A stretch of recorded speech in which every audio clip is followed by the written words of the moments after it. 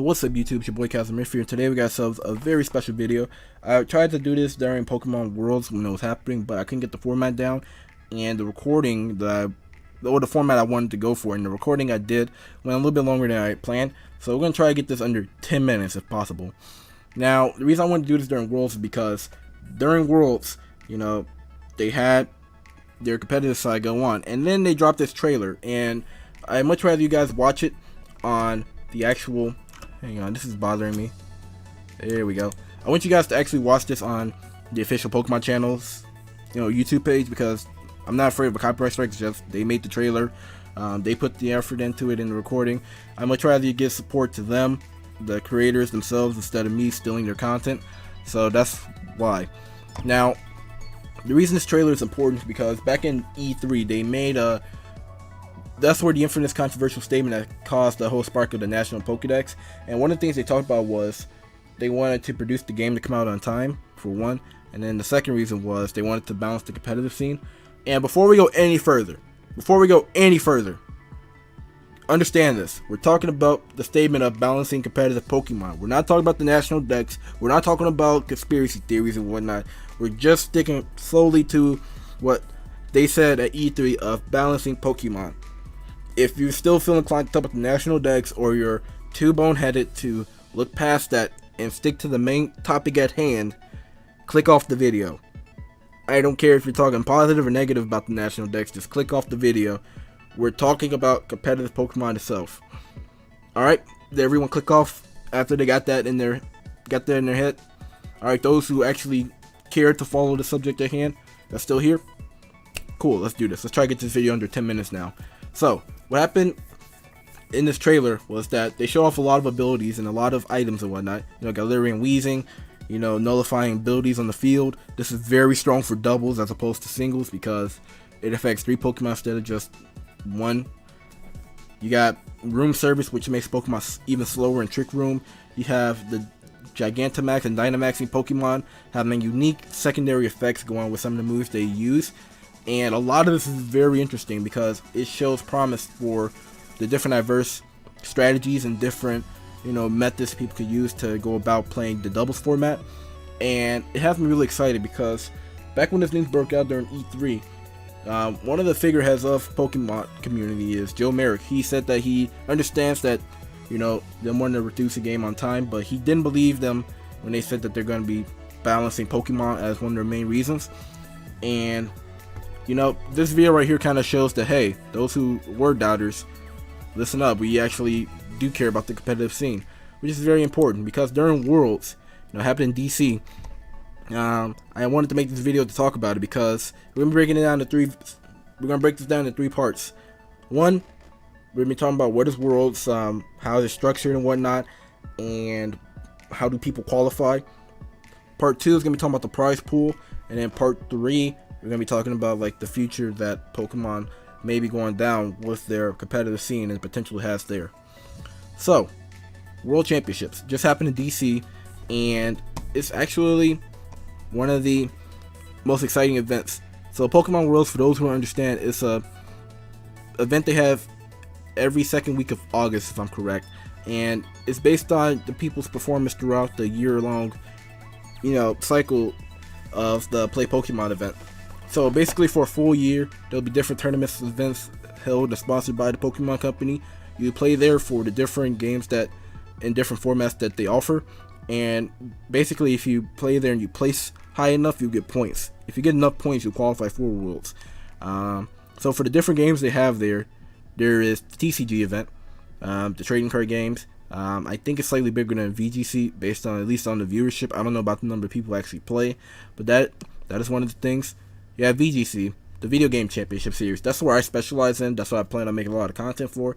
And that's where the trailer came out for Sword and Shield, which is, about different things being shaken up when it comes to VGC. And then you also have Pokken, which is a hybrid of fighting game and Pokemon itself. I'm pretty sure most of you know what Pokken is at this point. Okay, so, yeah, we got a basic breakdown of how things are held and what games are being featured there. Oh yeah, we also got Pokemon Go. I forgot about the Pokemon Go Invitational. It really wasn't like a qualification event.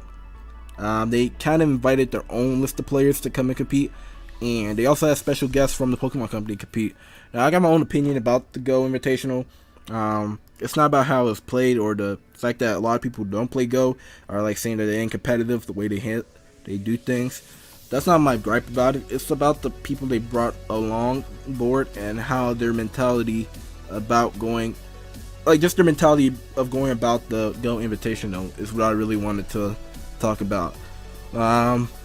If you want to really know how I feel, let's just say I was disappointed to say the least. So for the prizes, part 2 of this video, they got prize pools that are about 500,000 altogether. We don't know if this accounts like the consoles and the booster packs they're giving out to players as well, but basically they have about $500,000 that is being split between the 3 different games they have at Pokemon Worlds, and this is much bigger than what it used to be in the past, so that's a good sign that they have increased their prize pool. But if you're 18 or older, you get either cash or you can have it be chosen as a scholarship. If you're under 18, it's either a scholarship or you get a travel certificate. I'm not too mad about that. It makes sense. If you're 18 or older, you can walk away with the cash money. If you're under that, you know, they can either fund your education. If you, let's say a 10-year-old won, I don't think too many people would be mad if their prize money was sent as a scholarship for their future, you know, educational endeavors, or even use it to travel to other events if they. So please, I don't think too many people will be mad about that per se. Now for the prizes, first place for TCG got 25,000, second got 15, third and fourth 7,500, etc. Y'all can read that. First place for VGC got 10,000, second place got 7,500. First place got less than second place for TCG, and second place here got the same amount as third and fourth. And then Pokken Masters, you get 6,000 for first. Senior Division, you get 3,000 as a prepaid card, which not too bad. Most places do accept Visa cards, so not the end of the world. Basically, I don't mind them giving more money to TCG because, one, it costs a lot of money to build decks. If you want a specific card, you gotta either buy a booster pack, a booster box, and get lucky. You gotta buy it off of different websites. You want an individual card and whatnot. And because of how the new sets and packs they be setting out, they be releasing throughout the year, you can't really realistically use one deck throughout the entire season and let that deck carry you all the way to the end. You gotta spend more money on average than the average VGC and Pokken tournament player. So I'm not too mad that they give them more money. Now, I'm not too mad about the structural breakdown because this is a lot more money than a lot of other games, you know. For Pokemon, they made strides. They've increased the prize pool, which I'm happy to see. Because like for Dragon Ball FighterZ, I think the World Tour champion Kazunoko got about 10,000, and for Tekken, they infamously had for the World Tour was 7,500 for first place. Are you kidding me right now? $7,000? 7,000? I'm the Tekken World Champion. The world. What kind of world champion gets 7,000?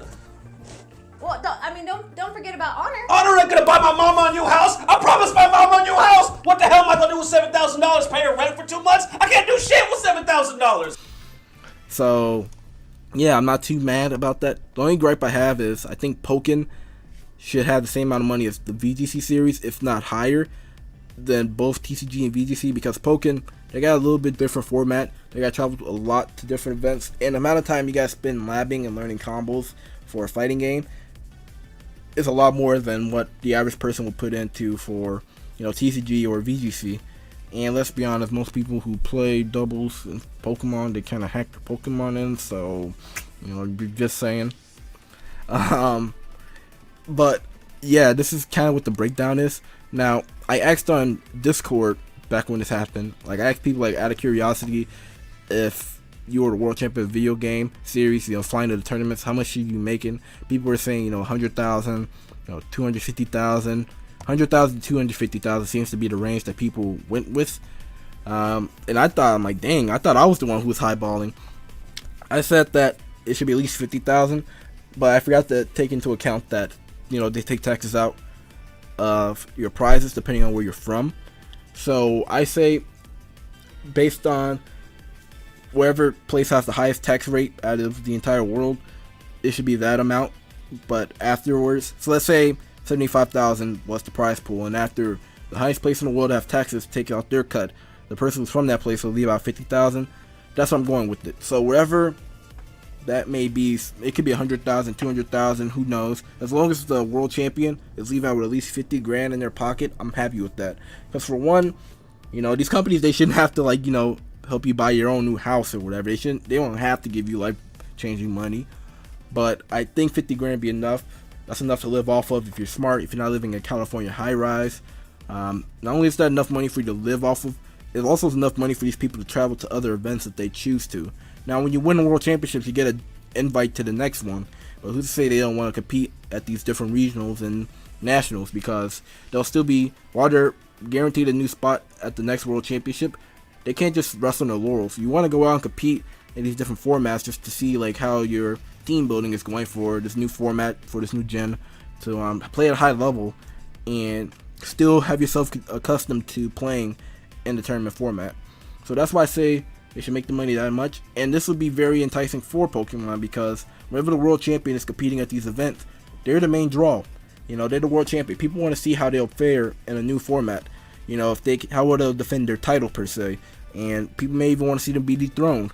So because that person will be there and they're the focal point of everything, that'll bring in more viewership. That'll have people talking more about Pokemon competitively, and it'll just benefit everyone altogether. It benefits the tournaments that's hosting the events and whatnot. And while we're on that topic, let's just segue over to some of the things I want to mention. Like I said, Joe Merrick, I'm not throwing shade at him or anything, but he mentioned less than 1% of people play competitive Pokemon and whatnot, so it makes no sense for them to invest into it.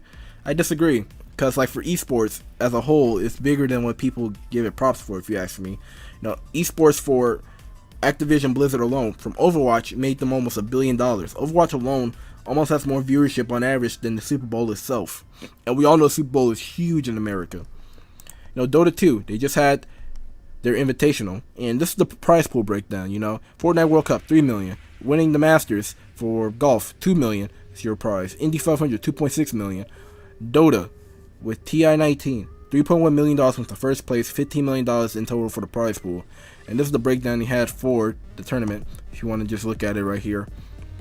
Basically, where I'm going with that is, this isn't 2005, where the only tournaments that were really popping was at GameStop's, local stores, and Blockbuster. Esports is much bigger than people give it credit for or realize. It's bigger than what's happening in your local town. And because of that, it makes a lot of sense for the Pokemon Company to want to emphasize that, whether they see this as a potential cash cow, or they just want to simply give back to the people who dedicate so much time and effort into their game. And like I said, every company, I feel like they can increase their prize pool.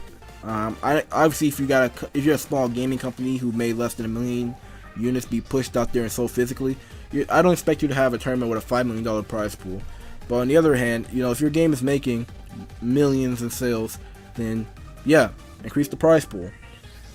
Before we, be ignorant about those statements, let's say this. I did the research. On average, after paying the publisher, marketing, and all that, a company really makes about $5 on average per sale of a game physically. So if a game made about 1 million sales physically, that's really only about 5 million coming to the company. And of course, they got to pay their wages to the developers. They got to pay the bills. They got to file taxes. So that 5 million really isn't 5 million in revenue for the company. Let's just get that out the way. However, for Pokemon, it isn't just a video game. They sell merchandise. They have their own anime, which is pretty big worldwide. They have the Pokemon centers in different locations around the world. Basically, they're making a lot of money outside of just the video games themselves. So because of that, I do believe that Pokemon can increase their prize pool, and if they choose not to increase the prize pool, just let it go into the growth and development of the actual events. Because as we come back over here, let's look at what they have for the spectators, if I can actually find it. So for the spectators, they already have demos for people to play Sword and Shield and Masters there. They let people play these different games at the gaming lounge. They have Pokemon Pinball, Pokemon Coliseum. They have Pokken Tournament, Pokemon Let's Go Pikachu and Eevee. They have a setup to teach people how to play TCG if they want to. Let people spectate and watch people play TCG, VGC, Pokken as a spectator. They even have side events for people to compete in.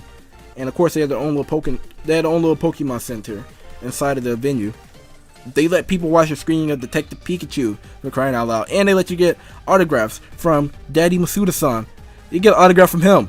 That's like $1 billion right there, if you ask me. And they have all this happening right now. And I like this direction. When it comes to Worlds, it doesn't have to be like a whole big spectacle where only Worlds is being focused on, like they did for Dota and whatnot. Even with Dota, they allow people who donated money and whatnot to receive certain prizes and whatnot. And they allowed you to use a certain proxy to where you want to watch this certain class of players play. You can do that from your own monitor. They allow people to do that. With Worlds, it doesn't have to be just about the World Championship. I'd rather it be about a convention center that just so happen to be hosting a tournament. And that's exactly what this seemed to be like. Now, I'll probably explain more of this in the featured video, but basically there's a lot of potential to go on from just this. We're seeing a lot of money coming in from Overwatch and whatnot. You guys gonna tell me Pokemon isn't as big as Overwatch? You gotta tell me Pokemon isn't bigger than a lot of these esports that are making millions of dollars for their games? No. I guarantee you Pokemon's bigger than Street Fighter. And Street Fighter brings in a ton of money to the developers. And they have a lot of money going to their Pro Tour. $250,000 being given in first place. So there's a lot of potential there for Pokemon. And if things go well, not only will more people be playing Pokemon and going into the viewership, honestly they could be making bigger waves if things went right. And like I said, if you guys want to see me talk more about this without this video being too long, let me know down below and I'll make a follow-up video. As for that, thank you guys for watching this video. Like I said, if you want to see more of this, show support down below and we'll do that. Other than that, I'm about to get out of here so this video won't be too long. The gates are all open. I guess I gotta go close them. So bye. Once again, we want to thank all of our sponsors. Fuck the sponsors! Are you serious? You got sponsors and it's 7,000? 7,000? This ain't even a tax return check. Come on, man.